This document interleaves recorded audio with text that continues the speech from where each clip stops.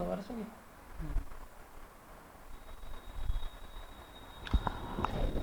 नमस्कार मित्रों, मैं शुभम सर आप सभी लोगों का उत्तराखंड के online platform Providence coaching Dehradun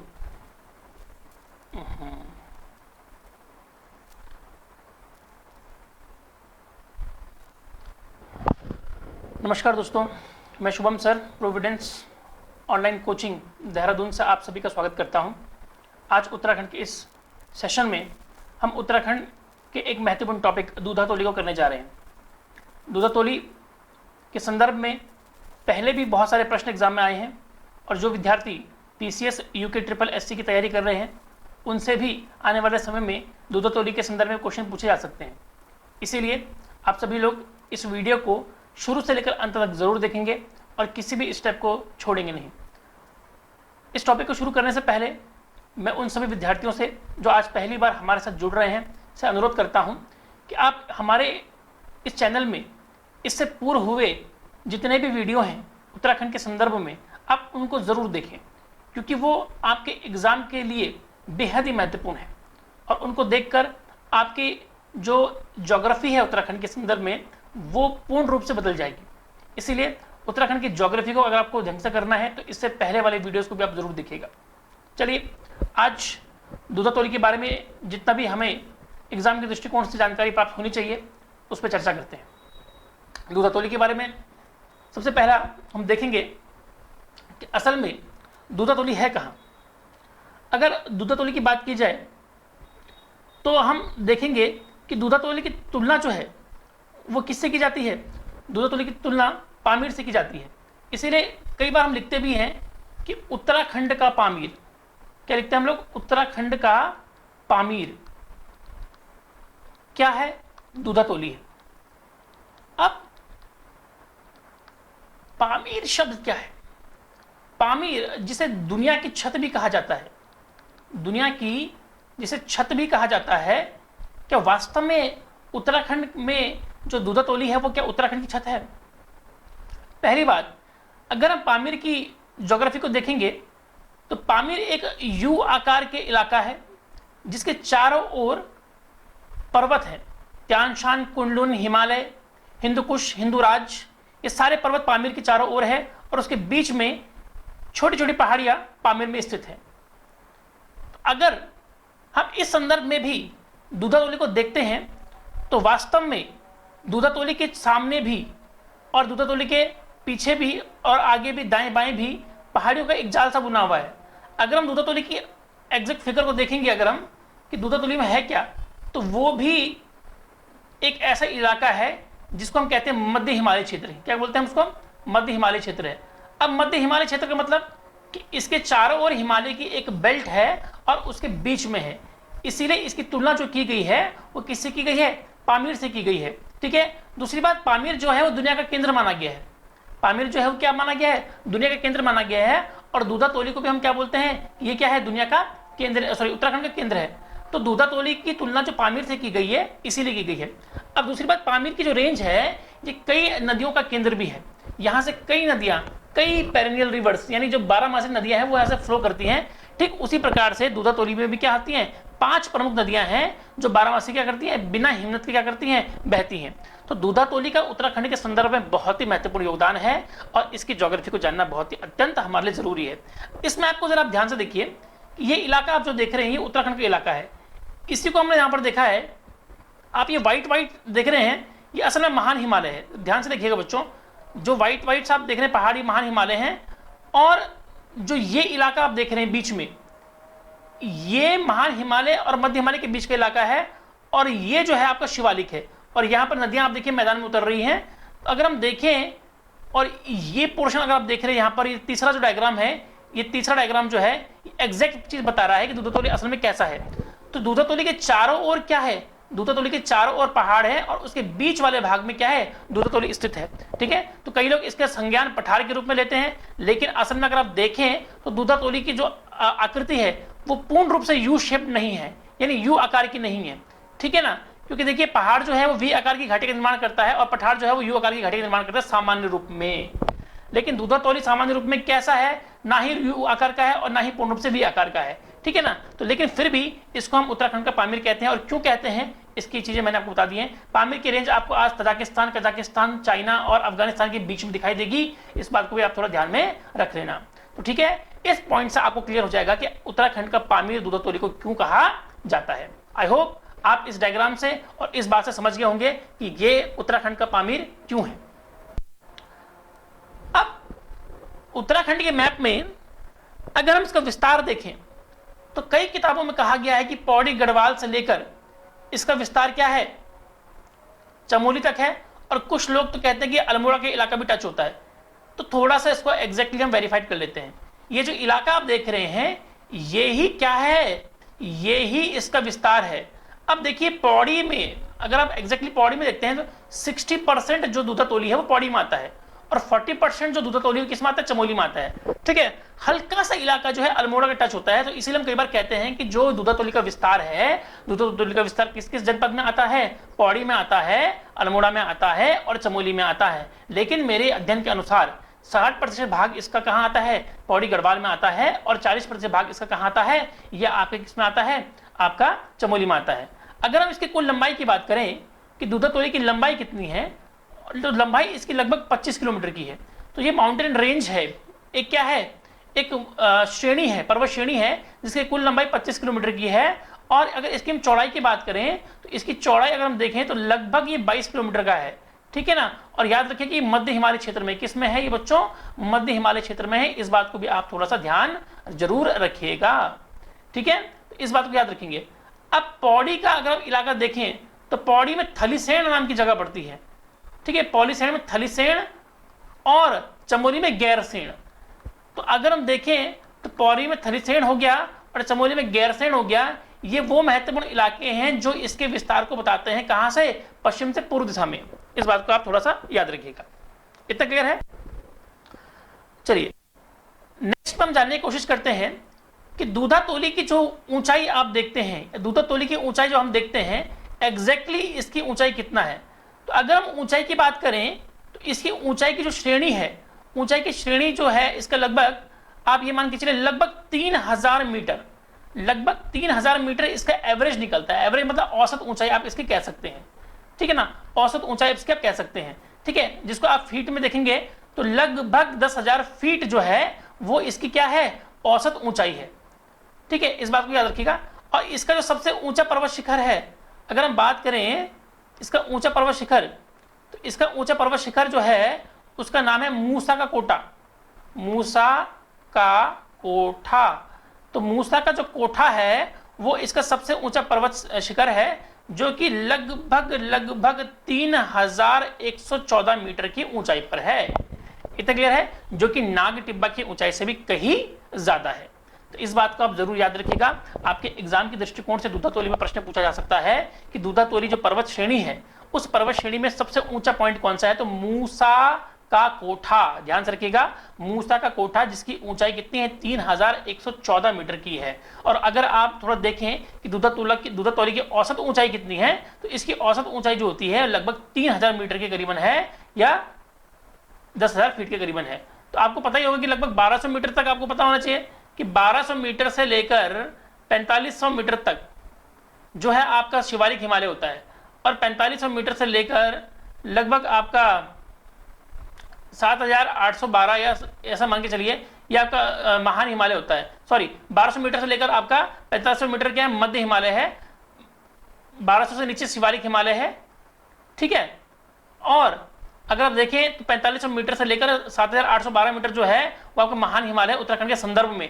तो अगर हम इसकी औसत ऊंचाई देखें तो 3000 मीटर पड़ती है, यानी लगभग इसकी ऊंचाई जो पड़ती है वो मध्य हिमालय की पड़ती है। तो अगर हम देखें तो ये क्या है, एक मध्य हिमालय श्रेणी है। तो इस बात को आप जरूर ध्यान में रखिएगा, ये क्या है, एक मध्य हिमालय श्रेणी है। ठीक है।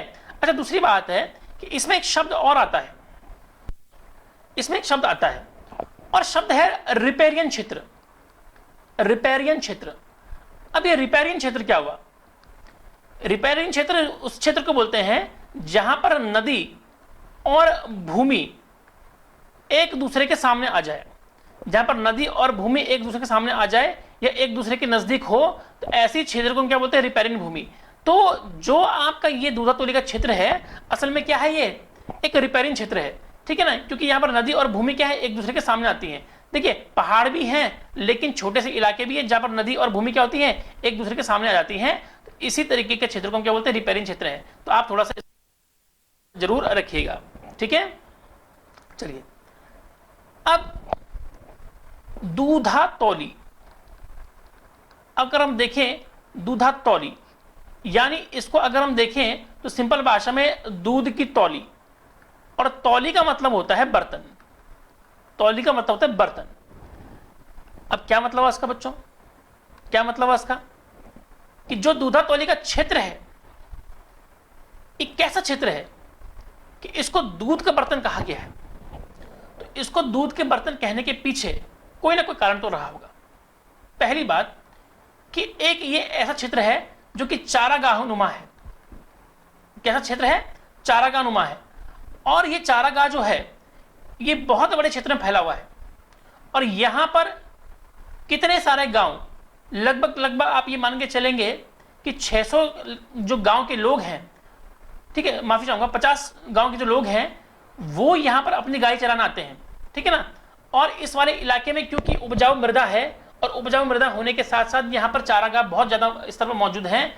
और जो भी आपके हिमालय क्षेत्र की जो विशेषताएं हैं, जिनमें अगर आपके पेड़ देखें तो देवदार, बांज, जैसे आपके देवदार हो गया, ठीक है, बांज हो गया, खिरसू हो गया, ठीक है, और उतीश हो गया, कैल हो गया, यहां तक कि देवदार तक जो हो गया है, ऐसे पेड़ आपके मिलते हैं। प्लस बुग्याल का क्षेत्र है, चारागाह मतलब बुग्याल का क्षेत्र है। तो ऐसे इलाके में अगर आप देखें तो भाई स्वाभाविक है कि अगर इतना हरा भरा क्षेत्र होगा तो यहां पर लोग अपनी गायों को चराने आएंगे। और दूसरी बात, इतना पहाड़ी नुमा क्षेत्र भी नहीं है, क्योंकि थोड़ा सा कैसा आकार है, पठारी आकार है। तो यहां पर जो गाय चराने के लिए एक संभावित, एक उत्तम जो किस्म की जो वातावरण चाहिए होता है वो यहाँ पर मिल जाता है। और दूसरी बात, यहाँ का जो तापमान है वो 15 डिग्री सेल्सियस से लेकर 25 डिग्री सेल्सियस के बीच में रहता है। तो ये एक उत्तम तापमान है जिसके माध्यम से इस इलाके में क्या होता है, चारागाह बहुत ही प्रचुर मात्रा में पाए जाते हैं। इसीलिए बहुत सारे दुधारू पशु जैसे आपके भैंस, गाय, भेड़, बकरियां इस इलाके में बहुत वृहद मात्रा में क्या होते हैं, चराए जाते हैं। और यहाँ पर जो दूध का उत्पादन होता है बहुत ही बड़ी मात्रा में होता है, इसीलिए इसका नाम क्या पड़ा है, दूधा तौली पड़ा है, ठीक है। अब दूधा तौली के बारे में कुछ बातें हैं, जैसे अगर मैं थोड़ा सा आपको एक आइडिया दे पाऊं कि दूधा तौली को ब्रिटिशर्स ने, जब ब्रिटिश शासन भारत में था तो दूधा तौली को ब्रिटिशर्स ने चांदपुर परगना में रखा था। किस में रखा था, चांदपुर परगना में। और चांदपुर परगना में इन्होंने बहुत सारे क्षेत्रों को मिलाकर एक आपका जो दूधा तौली है उसका निर्माण करा था। जैसे चांदपुर को मिलाया गया था, ठीक है, जैसे लोहबा को मिलाया गया था, जैसे रानीगढ़ को भी मिलाया गया था, जैसे चोपड़ागढ़ को भी मिलाया गया था, जैसे आपका हाईजूली को भी मिलाया गया था, और आपका चौथान पट्टी को मिलाया गया था। तो इन सारी पट्टियों को मिलाकर चांदपुर परगने के अंतर्गत आपके किसका, दूधा तौली का निर्माण किया गया था।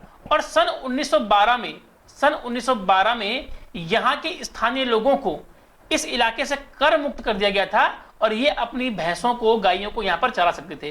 तो आप कह सकते हैं कि भाई ये 100 साल पुरानी घटना है। दूधा तौली का आज दूधा तौली नाम जो है, असल में यहां पर जो है इस चारागाह को 1912 से ही स्थानीय लोगों के लिए खोल दिया गया था, और स्थानीय लोग यहाँ पर क्या कर सकते थे, अपनी भैंस गायों को चरा सकते थे। इसके अतिरिक्त यहाँ पर क्या कर सकते थे, पेड़ पौधों को या पेड़ों को काट कर जो भी ईंधन वगैरह है या जो भी चारा वगैरह है उसको अपने गायों के लिए ला सकते थे, ठीक है। अब स्वाभाविक है कि दूधा तौली छोटा मोटा क्षेत्र तो नहीं है, ठीक है, लेकिन यहाँ से बाहर के लोग भी इस इलाके में क्या करते थे, अपने को आते थे, ठीक है। अच्छा, एक प्रश्न अगर मैं पूछूं कि कौन सी ऐसी जनजाति है जो दूधा तौली में दुग्ध उत्पादन के लिए जानी जाती है, तो आप ये जान के हैरान हो जाएंगे कि दूधा तौली के दुग्ध उत्पादन में कोई भी उत्तराखंड की जनजाति शामिल नहीं है। इसमें 2 प्रमुख जनजाति हैं, ठीक है। सबसे पहले है गद्दी जनजाति। अगर आप लोगों ने थोड़ा बहुत भी पढ़ा हो तो गद्दी जनजाति मूल रूप से उत्तराखंड की नहीं है। गद्दी जनजाति कहाँ की है, गद्दी जनजाति मूल रूप से हिमाचल प्रदेश की है, ठीक है ना। तो स्वाभाविक है कि अगर ये उत्तराखंड की नहीं है तो आपसे एग्जाम में पूछ सकते हैं कि भाई दूधा तोली में दूध उत्पादन के लिए कौन सी जनजाति जानी जाती है, तो गद्दी जनजाति जानी जाती है। यहाँ पर आप देख रहे हैं हिमाचली ड्रेस में एक व्यक्ति है जो कि इस इलाके में क्या कर रहा है, अपनी भेड़ों को चरा रहा है। ठीक है, इसके अलावा अगर हम देखें तो कश्मीर की जो गुज्जर है, अब देखिए गुज्जर जनजाति जो है बच्चों, गुज्जर जनजाति ना केवल कश्मीर में बल्कि वो आपके हिमाचल प्रदेश में भी पाई जाती है। ठीक है ना, तो आपको एग्जाम के दृष्टिकोण से केवल इतना ही याद रखना है मेरे बच्चों कि जो आपका ये जो दूधा तोली का क्षेत्र है इसमें दो जनजाति प्रमुख है, एक है गद्दी और गुज्जर, और ये दोनों ही हिमाचल प्रदेश और कश्मीर की जनजाति हैं। ठीक है ना, और यही लोग अपने गाय भैंसों को लेकर क्या करते हैं, इस इलाके में आते हैं। और जितने लोग पहाड़ी लोग इस वीडियो को देख रहे हैं, आप लोगों ने गुज्जरों को कभी ना कभी जरूर देखा होगा, जिन्होंने बुग्यालों की यात्रा की होगी, जिन्होंने कभी पहाड़ों में घूमे होंगे, तो उन्होंने जरूर देखा होगा कि गुज्जर लोग जो है वो गायों भैंसों के झुंड लेकर जाते हैं। और ये आज से नहीं कर रहे मेरे बच्चों, ये आज से नहीं कर रहे हैं। आपको आज इनको देख के थोड़ा अजीब लगता होगा, लेकिन ये हजारों सालों से क्या कर रहे हैं, इसको फॉलो कर रहे हैं। ठीक है ना, तो इनको अंग्रेजों ने भी उस जमाने में रोका नहीं था। इतना क्लियर है, तो इस बात को आप जरूर ध्यान में रखिएगा। ठीक है, चलिए अब यहां पर एक शब्द आता है खरक।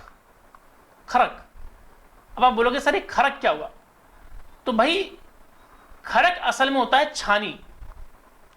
अब आप बोलोगे छानी क्या होता है, तो भाई जो पहाड़ के लोग हैं वो समझ जाते होंगे कि जो आपका मूल घर होता है गांव में, तो मूल घर से कुछ दूरी पर पहाड़ों के ऊपर, ठीक है, पशुओं के लिए छोटे मोटे घर बनाए जाते हैं, उनको छानी कहते हैं। अब इस घर में पशु भी रहते हैं और व्यक्ति भी रहते हैं, क्योंकि मूल घर से काफी किलोमीटर की दूरी पर होते हैं। और जहां पर ये बनाए जाते हैं मूल रूप से वहां पर क्या होते हैं, जो उपजाऊ या खाने के लिए, जो पशुओं के खाने के लिए जो चारा होता है वो प्रॉपर होता है। इसीलिए हम लोग क्या करते हैं कि गांव में ना रखकर उनको छानियों में रखते हैं, और उन्हीं छानियों के लिए स्थानीय नाम जो है वो खरक है। तो आप इस डायग्राम में, जब आप इस फोटो में देख रहे होंगे, ये खरक बनाए हुए हैं, ये खरक बने हुए हैं, तो आप इनको छानी भी कह सकते हैं, इनको खरक भी कह सकते हैं। ठीक है, तो कभी क्वेश्चन आ जाए खरक क्या है, तो खरक आप समझ लेना कि पशुओं के लिए बनाए जाने वाले जो घर होते हैं उनको हम क्या कहते हैं, खरक कहते हैं। ठीक है, इस बात को थोड़ा सा आप ध्यान में रखिएगा।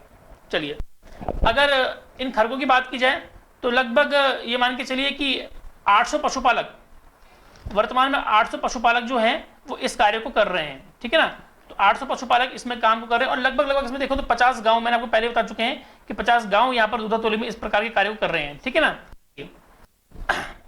अब सबसे महत्वपूर्ण भाग, दूधा तोली से निकलने वाली नदियां जो आपके एग्जाम में पूछी जा सकती हैं। ये नदियां बहुत इंपॉर्टेंट है बच्चों। ठीक है, देखिए दूधा तोली से 5 नदियां, पश्चिमी रामगंगा, आटागाड़, पश्चिमी एवं पूर्वी नयार और विनो नदी का उद्गम होता है। तो 1, 2, 3, 4 और 5। ठीक है, आटागाड़ के बारे में आपको पिछले वीडियो बता चुका हूं। आटागाड़ लगभग 30 किलोमीटर बहने के बाद शिमली चमोली में पिंडर नदी मिल जाती है। ठीक है, और विनो नदी भी यही दूरी तय करके केदार अल्मोड़ा में रामगंगा नदी की सहायक नदी बनती है। तो पूर्वी पश्चिमी नयार नदियां भी गंगा में समाहित हो जाती हैं, और दूधा तोली से निकलने वाली सबसे बड़ी पश्चिमी रामगंगा चमोली, अल्मोड़ा एवं गढ़वाल को सिंचित कर कालागढ़ बांध में विद्युत उत्पादन करते हुए उत्तर प्रदेश के कन्नौज में आत्मसात होती है। तो भाई मैंने आपको बताया कि नयार नदियां 2 हैं, पूर्वी नयार और पश्चिमी नयार। पिछले वीडियो में आपको बताया था कि भाई सतपुरी नामक स्थान पे एक हो जाती हैं और व्यास घाटी में गंगा की सहायक बन जाती हैं। इसके बारे में आपको पहले बता चुका हूं। ठीक है बच्चों, फिर दूसरी बात आपको मैं आटागाड़ के बारे में बता चुका हूं, जो आपका अलकनंदा वाला पार्ट है उसको देख लेना, ये भी इस प्रकार से होती है। और विनो नदी भी क्या हो जाती है, जो आपके रामगंगा नदी है उसमें चली जाती है। और फिर रामगंगा क्या होती है, उत्तराखंड से बाहर जाकर उत्तर प्रदेश में क्या होती है, ये कन्नौज में जो बहुत बड़ा उपजाऊ क्षेत्र, दोआब क्षेत्र है, उसका निर्माण गंगा के साथ करती है। ठीक है, इस बात को आप थोड़ा सा ध्यान जरूर दीजिएगा। अब यहां पर आप देख रहे हैं कि एक बहुत ही महत्वपूर्ण भाग है, और चंद्र सिंह गढ़वाली, वीर चंद्र सिंह गढ़वाली के बारे में आप लोगों ने बहुत सुना होगा। ये जो फोटो में ला रखी है उसमें 1994 है, तो याद ध्यान रखना कि भारत सरकार के द्वारा वीर चंद्र सिंह गढ़वाली के सम्मान में सन 1994 में डाक टिकट जारी किया गया था। तो कहानी कुछ ऐसा है बच्चों कि सन 1960 में वीर चंद्र सिंह गढ़वाली ने दूधा तोली से अपना जो प्रेम था, दूधा तोली के जो प्राकृतिक सौंदर्य था वो बिल्कुल जिसको बहुत ही अच्छा मानते थे, तो उन्होंने 1960 में क्या करा था, 1960 में उन्होंने पंडित जवाहरलाल नेहरू से कहा था कि उत्तर प्रदेश की ग्रीष्मकालीन राजधानी को दूधा तोली में बनाया जाए। यानी वो सीधे सीधे गैरसैंण की बात कर रहे थे। तो गैरसैंण की मांग ये आज से नहीं हो रही है, ठीक है ना। गैरसैंण की मांग जो है ये 1960 1950 से हो रही है, ठीक है। और बाद में जब खुद चंद्र सिंह गढ़वाली मरे तो उन्होंने अपनी एक इच्छा जताई कि दूधा तोली में ही मेरा क्या बनाया जाए, शैया बनाई जाए। तो आप यहाँ पर देख रहे हैं कि उनको दूधा तोली में यहाँ पर क्या है उनका, आप कह सकते हैं कि क्या करेंगे इसको, शैया कह लीजिए, है ना, ये बनाई गई है। तो इसको ध्यान रखिएगा। और 12 जून को याद रखेंगे कि 12 जून को कोदिया बगड़ में, क्योंकि ये जो आप देख रहे हैं कहाँ पर है, ये कोदिया बगड़ में है, ठीक है ना। तो कोदिया बगड़ में 12 जून को इनके नाम का मेला भी आयोजित किया जाता है, ठीक है। तो इस प्रकार से दूधा तोली के संदर्भ में जो भी बातें हो सकती हैं एग्जाम के दृष्टिकोण से वो हमने पूरी कर ली है। आशा करता हूं कि दूधा तोली से संबंधित ये चैप्टर आपको पसंद आया होगा, ठीक है।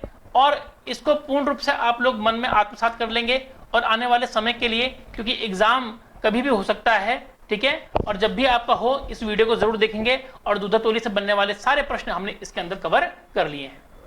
बच्चों, अगर आपको ये वीडियो अच्छा लगा हो तो हमारे प्रयास के लिए एक लाइक का बटन जरूर दबाइएगा, और भी अच्छा लगा हो तो कमेंट जरूर कीजिएगा। और यदि आपको लगता है कि हमारे इस प्रयास को बाकी लोगों तक पहुंचना चाहिए तो प्लीज़ इसको शेयर भी जरूर कीजिएगा। और जो लोग अभी उसमें काफ़ी ज़्यादा पशुपेश में हैं तो बेल का आइकन है उसको जरूर दबा दीजिएगा। और प्लीज़ नए जितने लोग जुड़े हैं सब्सक्राइब जरूर कीजिएगा। इस वीडियो को देखने के लिए आप सभी लोगों का हार्दिक धन्यवाद।